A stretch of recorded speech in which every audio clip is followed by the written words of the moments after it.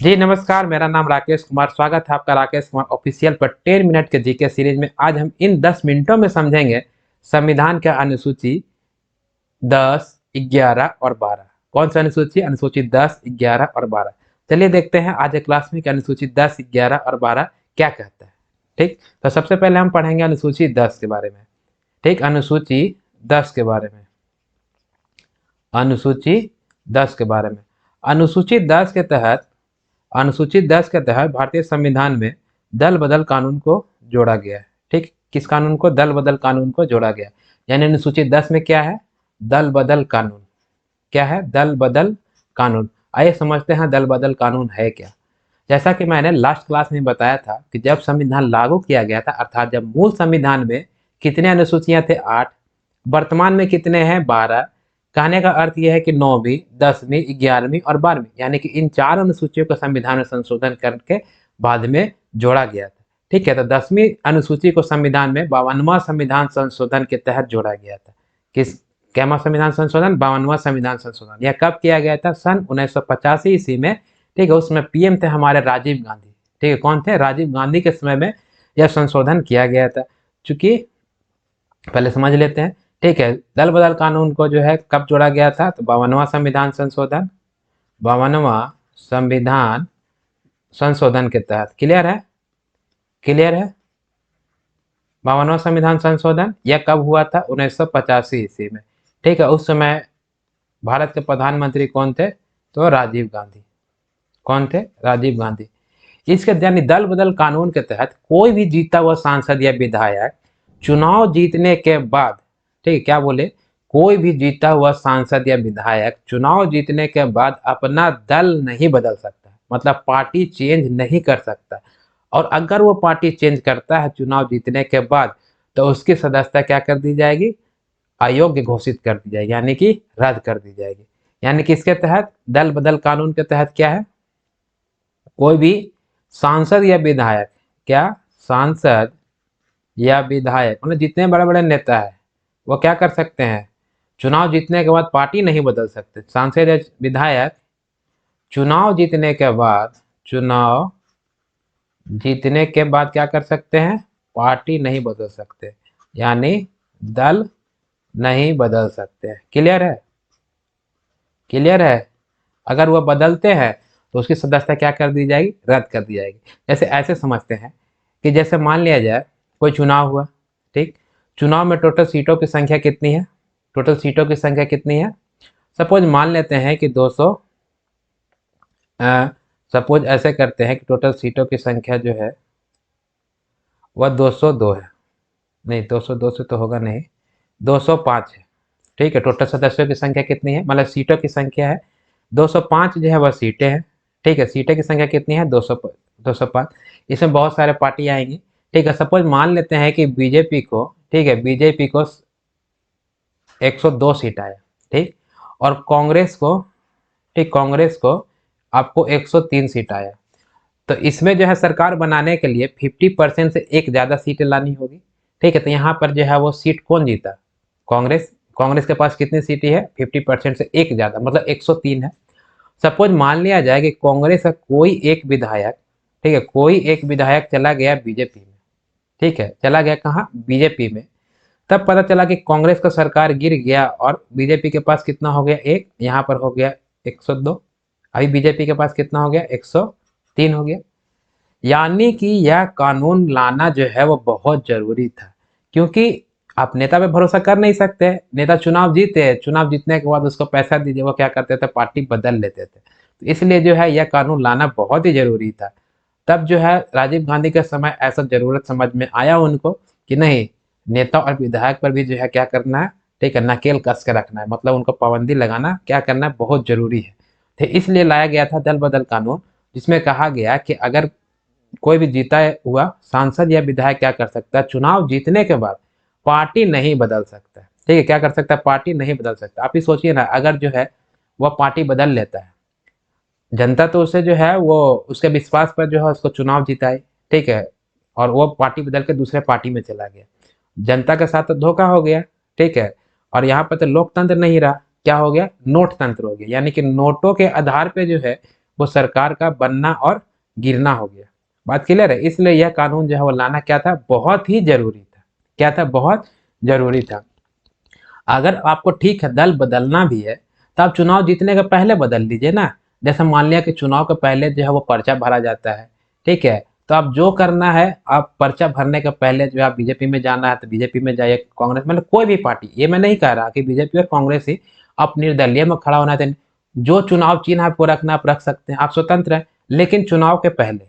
लेकिन जैसे चुनाव अगर जीत गए और बोलेंगे नहीं हम इस पार्टी में नहीं रहेंगे, उस पार्टी में चले जाएंगे, तो क्या हो गया, आपकी सदस्यता रद्द कर दी जाएगी। तो ये संविधान के में कहाँ कहा गया है, कहाँ लिखा हुआ है ऐसा, तो संविधान का अनुसूची 9 के तहत, ठीक है, संविधान का अनुसूची 9 के, सॉरी, संविधान का अनुसूची 10 के तहत, ठीक है, 9 में तो आपका भूमि सुधार था जिसके तहत जमींदारी समाप्त किया गया, सॉरी, यह दल बदल कानून जो के तहत जो है वह क्या कर सकते हैं, पार्टी बदल नहीं सकते हैं, ठीक है, नहीं बदल सकते हैं, ठीक है, तो क्लियर है अनुसूची 10। अगला देखते हैं अनुसूची 11 और 12 क्या कहता है, अनुसूची 11 और 12, ठीक है, दल बदल वो कब जोड़ा गया था, 1985 ईस्वी में 52वां संविधान संशोधन के तहत, क्लियर है।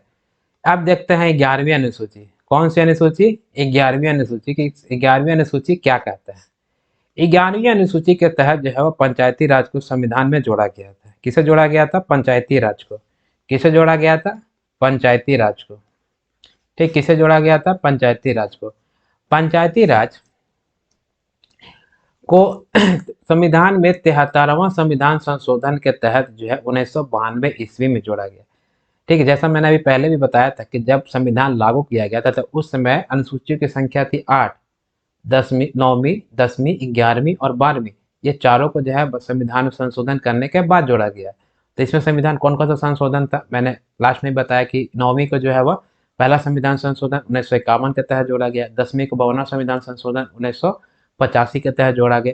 उसी प्रकार से 11वीं अनुसूची को 73वां संविधान संशोधन के तहत सन 1952 ईस्वी में जोड़ा गया। कब जोड़ा गया था, सन 1992 ईस्वी में, यानी कि इसे जोड़ा गया था आपका 73वां संविधान संशोधन के तहत। 73वां कब जोड़ा गया, 73वां संविधान संशोधन के तहत, क्लियर है, क्लियर है। 73वां संविधान संशोधन के तहत 1992 1992 में जोड़ा गया। क्योंकि लागू हुआ था, जोड़ा तो गया 92 में, लेकिन लागू हुआ था कब, लागू हुआ था 24 अप्रैल 1993 को, क्लियर है, कब लागू हुआ, 24 अप्रैल 1993 को। आप ही सोचिए कि गांव की जो भी छोटी मोटी जरूरतें हैं उन्हें पूरा करने के लिए आज भी क्या है, ग्राम पंचायत होती है। जैसे गांव में जो है अगर मान लिया कि नहर बनवाना है, या गांव की सड़कें जो है बहुत छोटी मतलब पतली सड़कें होती है, हाईवे तो बनाने का जरूरत नहीं है, तो छोटी सड़कें होती है, सिंचाई गांव में जो है आपका सिंचाई करने के लिए जो है नहर बनाने का है या कुआं बनाने का, जो भी छोटी मोटी जरूरतें जो गांव में है, तो उन्हें जो है वो पूरा करने के लिए सांसद और विधायक तो आएंगे नहीं, ठीक है, वो सांसद जो है वो देश की राजधानी दिल्ली में बैठे हैं, विधायक जो है राज्य की राजधानी, जैसे मान लिया बिहार का ही बात करें तो बिहार की राजधानी पटना में बैठे हैं। तो आपको अगर नहर या कुआं या छोटी मोटी कोई भी काम गांव में अगर करवाना है, तब सांसद विधायक को कह नहीं सकते, उसके पास इतना समय भी नहीं है, आपका सुनेगा भी नहीं, और सुनता कब है, चुनाव के पहले तक ही आपका सुनता है। जब एक बार चुनाव जीत गया फिर आपको पहचानेगा भी नहीं कि आप कौन है, बोलेगा हु आर यू, कौन है आप, मैं तो आपको नहीं जानता, फिर आप बताएंगे, तो फिर जो है फिर वो अगला 5 साल के बाद जब आएगा आपके पास वोट मांगने के लिए, तब हो सकता है आपको पहचाने, लेकिन इस बीच में पहचानेगा नहीं। तो गांव के छोटी मोटी जरूरतों को जो है पूरा करने के लिए गांव लेवल पे जो है वह पंचायती राज को लाना बहुत जरूरी था। हालांकि हमारा संविधान जो है लागू कब हुआ था, सन 1950 ईस्वी में, और यह आपका पंचायती राज कब आया, आपको 1992 ईस्वी में लाया गया, क्योंकि लागू 1993, तो लगभग लगभग देखा जाए तो 50 और 92 यानी कि 42 यानी 42 साल के बाद जो है वह आपको पंचायती राज को लाया गया, ठीक है, पंचायती राज को लाया गया, जो कि मतलब बहुत ही ज़्यादा देर हो गई थी, इसको और पहले ही लाना था, क्योंकि ये पहले आता, ठीक है, यह पहले आता, अगर महात्मा गांधी को गोली नहीं लगी होती तो पंचायती राज जो है संविधान के साथ में ही लागू हो गई होती। लेकिन सरदार पटेल जो है इसके सख्त खिलाफ थे। कौन, सरदार पटेल। सरदार पटेल का कहना था पटेल साहब का कि गांव का जो मुखिया है ना, सारा पैसा क्या करेगा, खा जाएगा। ठीक, इसीलिए पंचायती राज की आवश्यकता आवश्यकता ही नहीं। लेकिन महात्मा गांधी का कहना था कि देखिए, हमारा देश भारत जो है वो गाँव का देश है, और देश का विकास तब तक नहीं हो सकता है जब तक जो है वह गाँव का विकास नहीं होगा। और यह समझने में जो है हमारे देश को लगभग लगभग 42 साल का समय लग गया। ठीक है, यह जरूरी भी था ना, गाँव के जो है विकास के लिए कौन ध्यान देगा, सांसद विधायक तो उतना ध्यान देते नहीं है। तो गांव लेवल पे जो है वह पंचायती राज को लाना बहुत ही जरूरी था। क्लियर है, क्लियर है। यानी पंचायती राज किस अनुसूची के तहत है, 11वीं अनुसूची के तहत। इसे संविधान में 73वां संविधान संशोधन 1992 के तहत संविधान में जोड़ा गया। यह लागू कब हुआ था, 24 अप्रैल 1993 को। कब लागू हुआ, 24 अप्रैल 1993 को। ठीक है, यह क्या करता है, गांव की छोटी मोटी जरूरतें जैसे नाली है, छोटी सड़कें हैं, नहर है, इन सभी के लिए क्या करता है, वह काम करती है पंचायती राज। क्लियर है, क्लियर है। अगला देखते हैं अनुसूची 12। अगला क्या देखते हैं, अनुसूची 12। अनुसूची 12 क्या कहता है, अनुसूची 12 क्या कहता है।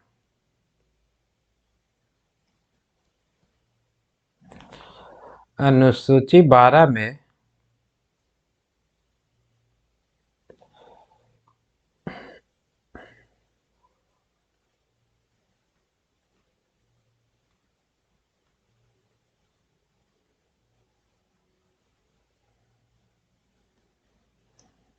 अरे डिस्टर्ब।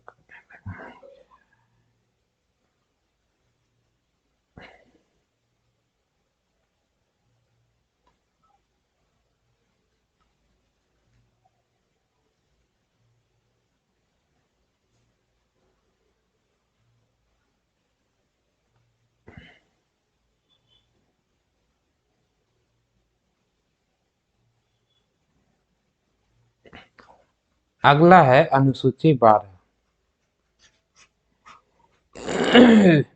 कौन सा अनुसूची है, अनुसूची 12।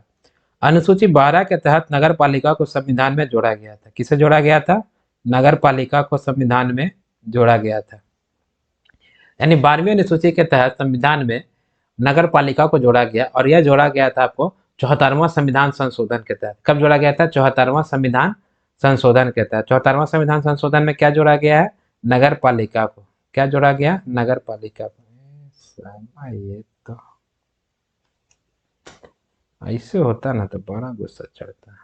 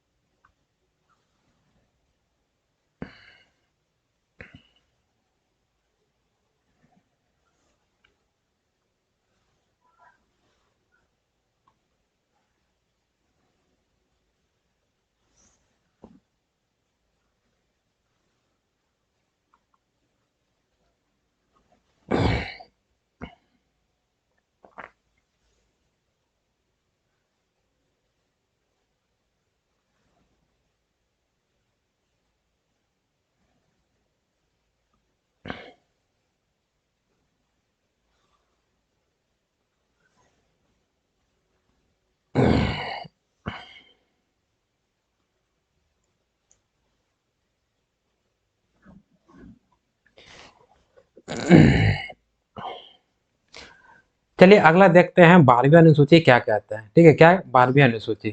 तो 12वीं अनुसूची के तहत जो है संविधान में नगर पालिका को जोड़ा गया था। क्या जोड़ा गया था, नगर पालिका को जोड़ा गया था। किस अनुसूची के तहत, तो 12वीं अनुसूची के तहत।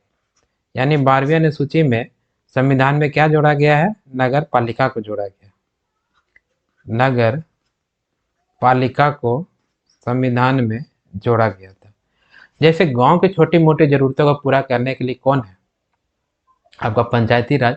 ठीक उसी प्रकार से शहरों की छोटी मोटी जरूरतों को पूरा करने के लिए है नगर पालिका का। सपोज कीजिए कि आपके जिस जगह पे आप रहते हैं, मतलब शहर में मोहल्ला होता है या कॉलोनी होती है, वहाँ पे कोई लाइट जो है टूट गया है या नाली का ढक्कन टूट गया है, तो आप इसे विधायक और सांसद को तो कहने नहीं जाइएगा, किसे कहिएगा, तो नगर पालिका के वार्ड मेंबर को कहिएगा कि हाँ हमारे नाली का ढक्कन टूट गया है, आप या तो इसको रिपेयर करा दीजिए या तो आप इसको चेंज करा दीजिए। तो यानी जिस प्रकार से गांव की छोटी मोटी जरूरतों को पूरा करने के लिए पंचायती राज है, ठीक उसी प्रकार से शहरों की छोटी मोटी जरूरतों को पूरा करने के लिए कौन है, नगर पालिका है। ठीक है, कौन है, नगर पालिका है। नगर पालिका को संविधान में कब जोड़ा गया था, तो इसे संविधान में जोड़ा गया था 74वां संविधान संशोधन के तहत। कब जोड़ा गया था, 74वां संविधान संशोधन के तहत। ठीक है, संविधान संशोधन के तहत कब इसे भी जोड़ा गया था आपको, 1992 में। ठीक है, यह भी लागू हुआ था आपको 1993 ईस्वी में।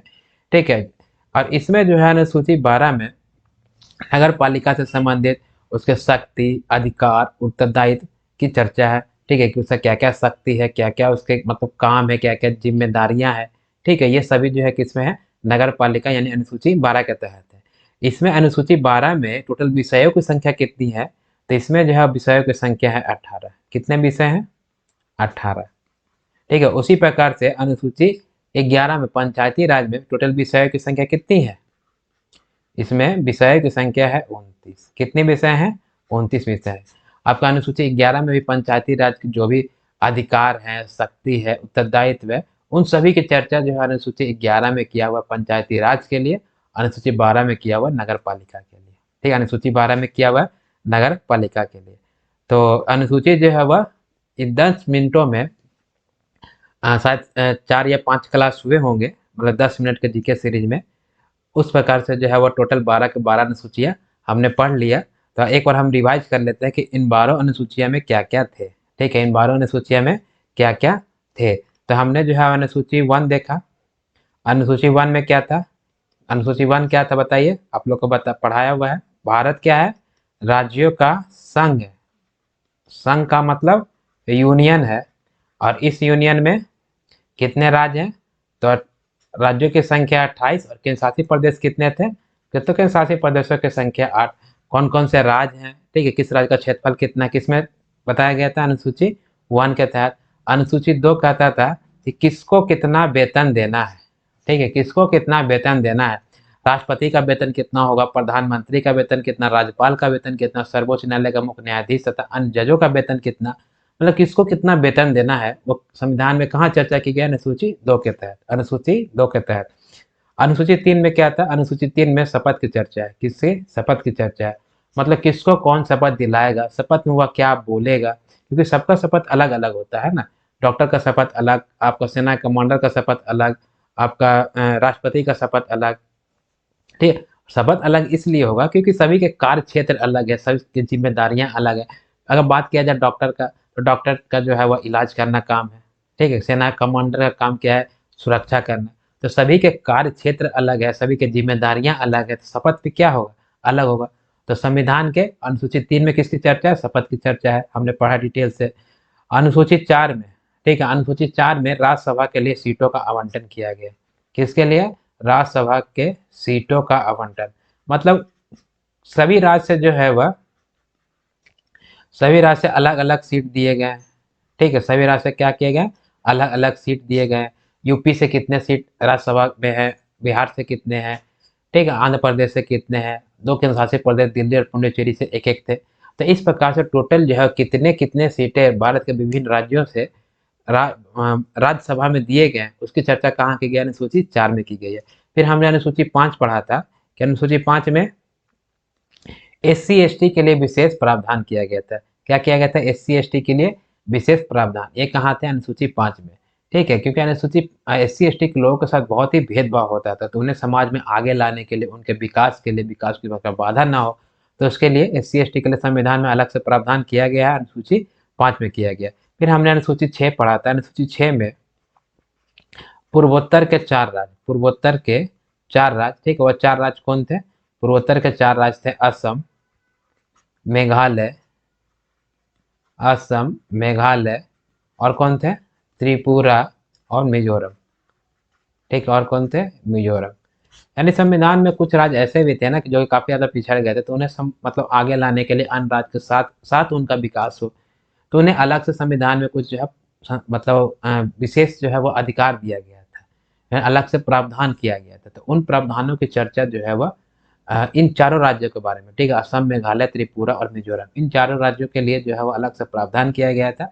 तो इन विशेष प्रावधानों की चर्चा किसमें की गई है? अनुसूची 6 में की गई। किसमें की गई है? अनुसूची 6 में की गई।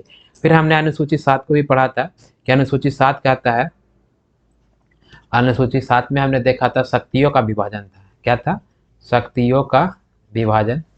और यह शक्तियों का विभाजन किससे किसके बीच किया गया था? तो यह किया गया था आपका, यानी केंद्र के बीच जिसको हम संघ कहें, ठीक है, राज्य के बीच जिसको हम राज सूची कहें, ठीक है, इसको हम संघ सूची, राज सूची। क्लियर है? और हमने बताया था आपको समवर्ती सूची। क्या बताया था? समवर्ती सूची। ठीक है, समवर्ती सूची। एक और था अवशिष्ट सूची। क्या था? अविशिष्ट सूची था। ठीक है, अविशिष्ट सूची था। संघ सूची में कानून बनाने का अधिकार केंद्र के पास था। ठीक है, और इसमें टोटल विषयों की संख्या कितनी थी? 100। जैसे संघ सूची में क्या क्या आ जाएगी? सेना आ जाएगी, आपका हवाई जहाज आएगा, ट्रेन आ जाएगा, डाक आ जाएगा, ठीक है, नोट आ जाएंगे, बैंकिंग मुद्रा या बैंकिंग सिस्टम आ जाएगी। ये सब किस में आएंगे? संघ सूची में। राज्य सूची में कानून बनाने का अधिकार किसके पास था? राज्य के पास। इसमें जो है वो टोटल विषय की संख्या सबसे पहले जो है 66 थी, अभी जो है वो कितना? 61 है। इसमें कौन कौन से विषय आ जाएंगे? जैसे राज्य का पुलिस आ जाएगा, अस्पताल आ जाएगा, नदी, पेयजल, ये सभी जो है, आवास, कृषि, ये सभी किस में आ जाएंगे? ये सभी जो है वह राज्य सूची के अंतर्गत आएंगे। इसी प्रकार से समवर्ती सूची में कानून बनाने का अधिकार जो है वो राज्य के पास, साथ ही साथ जो है वो केंद्र के पास भी था। और इसमें मतलब दोनों कानून जो है वो बना सकते थे। और इसमें विषयों की संख्या वह कितनी थी? प्रारंभ में जो है वह 47 विषय थे, और 5 विषय यानी राज्य सूची से 5 विषय माइनस हुआ था, वो चला गया था आपको किसमें? समवर्ती सूची में। ठीक है, यानी समवर्ती सूची में बाद में विषयों की संख्या हो गई थी 52। समवर्ती सूची में कौन कौन से विषय होंगे? जैसे आपका जंगल हो गया, ठीक है, जंगल का देखभाल करना दोनों की जिम्मेदारी होती है, राज्य की भी और केंद्र की भी। आपका जनसंख्या नियंत्रण, परिवार नियोजन, या हम बोल दे शिक्षा, ठीक है, इन सभी विषयों को किस में रखा गया था? समवर्ती सूची में रखा गया था। ठीक है, और राज्य सूची समवर्ती सूची में जो है वह जो 5 विषय जो ट्रांसफर किए गए थे, वो 42वां संविधान संशोधन 1976 के तहत किया गया था। मैंने लास्ट में डिटेल में क्लास में बताया हुआ है। फिर इसमें उसी सूची में उन विषयों को रखा गया था जिसमें जो है नए नए विषय खोज होंगे। ठीक है, इसमें कौन कौन से विषय? जैसे आपका हवाई जहाज, परमाणु ऊर्जा, अंतरिक्ष, ये सभी हमने जो है लास्ट क्लास में पूरा डिटेल से बताया। तो आपने अगर हमारा क्लास नहीं देखा है तब प्लीज जा करके Rakesh Kumar official YouTube channel पे प्ले लिस्ट में 10 मिनट जीके सीरीज में सब कुछ मैंने डिटेल से बताया हुआ है, आप प्लीज जाके वहाँ पे देखेंगे। देखिए, अनुसूची 8 क्या कहता था? अनुसूची 8 में जो है वो 22 भाषाओं की चर्चा। कितनी भाषाएं? 22 भाषाओं की चर्चा। क्योंकि जब संविधान लागू हुआ था उसमें टोटल 22 भाषाएं नहीं थी। कितनी भाषाएं थी? 14 भाषाएं थी। फिर हमने अनुसूची 9 देखा। ठीक है, अनुसूची 9 देखा। अनुसूची 9 के तहत जो है वह क्या था? भूमि सुधार। क्या था? भूमि सुधार। और इस भूमि सुधार में जो है वो जमींदारी को समाप्त कर दी गई थी। भूमि सुधार कब जोड़ा गया था? ठीक है, पहला संविधान संशोधन कब जोड़ा गया था? पहला संविधान संशोधन 1951 ईस्वी के तहत। ठीक है, कब जोड़ा गया? पहला संविधान संशोधन 1951 ईस्वी के तहत। और इसमें सब इतना खतरनाक था कि इसमें सुप्रीम कोर्ट क्या कर सकती है? हस्तक्षेप नहीं कर सकती है। क्या कर सकती है? हस्तक्षेप नहीं कर सकती, मतलब सुप्रीम कोर्ट इसमें घुस ही नहीं सकता। किसमें? 9वीं अनुसूची में। यानी कि सुप्रीम कोर्ट का संरक्षण इसे प्राप्त है। क्या प्राप्त है? संरक्षण प्राप्त है। किसको? 9वीं अनुसूची को। अगला देखते हैं 10वीं अनुसूची, 11वीं और 12वीं अनुसूची। ये जस्ट मैं 6 के गियर में चल रहा हूँ। जब मैं बताया तो 1 के गियर में डिटेल से मैंने समझाया। ठीक है, फिर हमने जो है वो 9वीं अनुसूची पढ़ लिया था। ठीक है, 10वीं अनुसूची में हमने क्या देखा था? दल बदल कानून। क्या था? दल बदल कानून था। दल बदल कानून के तहत कोई भी जीता हुआ सांसद या विधायक जो क्या कर सकता है? दल नहीं बदल सकता। अगर ऐसा करता है तो उसकी सदस्यता क्या कर दी जाएगी? रद्द कर दी जाएगी। यह कब जोड़ा गया था? यह जोड़ा गया था 52वां संविधान संशोधन 1985 के तहत। राजीव गांधी उस समय भारत के क्या थे? प्रधानमंत्री थे। ठीक है, इसके तहत जो आपको कोई भी जीता सांसद या विधायक जो है क्या कर सकता? पार्टी बदल नहीं सकता। अगर ऐसा करता है तो वो आयोग घोषित कर दिया जाएगा। फिर हमने जो है आपका 11वीं अनुसूची देखी। 11वीं अनुसूची के तहत जो है पंचायती राज को किसे? पंचायती पंचायती राज को संविधान में जोड़ा गया। इसे जो है वह 73वां संविधान संशोधन, ठीक है, 1992 के तहत संविधान में जोड़ा गया था। इसमें गाँव की छोटी मोटी जरूरतों को पूरा करने के लिए कौन है, पंचायती राज है। उसी प्रकार से शहरों की छोटी मोटी जरूरतों को पूरा करने के लिए नगर पालिका होती है। तो हम 12वीं अनुसूची में किसका पढ़ा, हम नगर पालिका के बारे में पढ़ा, नगर पालिका के बारे में पढ़ा कि शहरों की छोटी मोटी जरूरतें कौन पूरा करेगी, नगर पालिका। क्लियर है। तो इसे जोड़ा गया था आपको 74वां संविधान संशोधन, ये भी जोड़ा गया था किस, कब, 1992 ईस्वी में। तो इस प्रकार से संविधान में जो है टोटल अनुसूची की संख्या कितनी है, 12। प्रारंभ में कितनी थी, 8। ठीक है, तो आज के लिए बस इतना ही रखते हैं। अगर आपको यह क्लास समझ में आ रहा है या अच्छा लग रहा है तो आप प्लीज़ चैनल को सब्सक्राइब कीजिए, अपने दोस्तों के साथ क्लास को शेयर कीजिए और लाइक करना ना भूलें। ठीक है, फिर मिलते हैं नेक्स्ट क्लास में संविधान का भाग 1। अभी अनुसूची समाप्त हो गया, अभी हम भाग 1, 2, 3, 4 में कितने कितने अनुच्छेद हैं वो हम डिटेल से पढ़ेंगे। ठीक है, तो आज के लिए बस इतना ही रखते हैं। फिर आऊँगा, ज़रूर आऊँगा, ऐसे और मुद्दे लाऊँगा। तब तक के लिए जय हिंद।